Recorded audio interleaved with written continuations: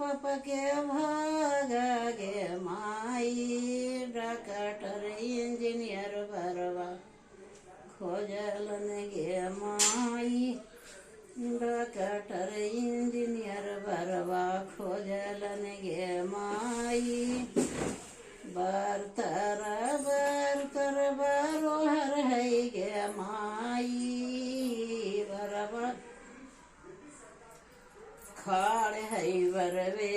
तर गे माई बरवा